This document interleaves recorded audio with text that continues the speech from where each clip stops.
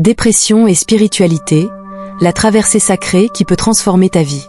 Et si ta dépression n'était pas une faiblesse, mais un appel profond de ton âme? Et si ce que tu vis aujourd'hui était le début d'un éveil, et non une fin? La dépression touche des millions de personnes à travers le monde. Selon l'Organisation mondiale de la santé, elle fait partie des principales causes d'invalidité globale. Pourtant, au-delà du diagnostic médical, il existe une lecture plus profonde, plus intérieure, plus spirituelle. Quand on est une personne spirituelle, ou en quête de sens, la dépression peut être encore plus déroutante. On médite, on prie, on lit des textes sacrés, et pourtant, le vide est là. Pourquoi? Parce que parfois, la dépression n'est pas l'absence de lumière. C'est une phase d'obscurité nécessaire pour apprendre à la retrouver en soi. 1. Comprendre la dépression sous un angle spirituel. Dans de nombreuses traditions, il existe ce qu'on appelle la nuit noire de l'âme. Le mystique Jean de la Croix décrivait cette période comme une traversée intérieure douloureuse mais transformatrice. Spirituellement, la dépression peut être une perte d'identité, l'ego se fissure.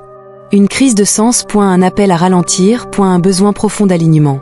Attention, cela ne signifie pas qu'il ne faut pas consulter. Spiritualiser ne veut pas dire ignorer la dimension psychologique ou biologique. Les deux peuvent coexister. 2. Accepter au lieu de fuir. La première réaction face à la dépression est souvent la résistance. Je ne devrais pas ressentir ça. Je suis censé être fort. Mais plus on lutte contre l'obscurité, plus elle s'intensifie.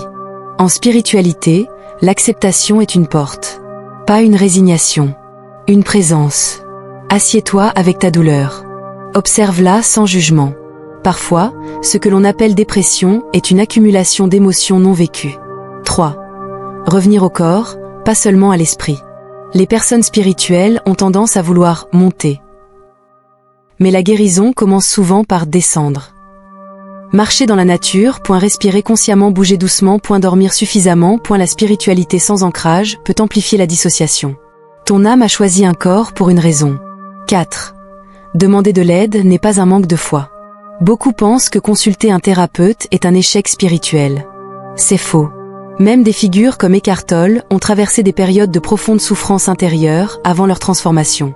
Parler à un professionnel, prendre un traitement si nécessaire, rejoindre un groupe de soutien. Tout cela peut faire partie du chemin. La spiritualité ne remplace pas la médecine. Elle peut l'accompagner. 5. Transformer la crise en renaissance. La dépression détruit souvent les illusions. Relations superficielles, objectifs dictés par la société. Identité construite pour plaire, et si cette destruction était un nettoyage?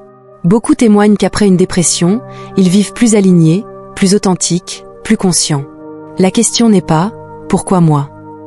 mais peut-être « qu'est-ce que cette période essaie de m'enseigner ?»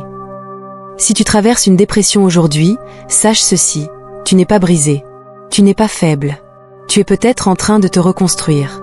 La nuit peut sembler infinie, mais aucune nuit n'a jamais empêché le soleil de se lever. Cherche de l'aide si nécessaire. Parle. Ouvre-toi. Relentless. Et rappelle-toi, parfois, l'âme nous met à genoux pour nous apprendre à nous relever autrement. Si ce message t'a parlé, partage-le à quelqu'un qui en a besoin. Like. Comment. Et surtout, prends soin d'eux.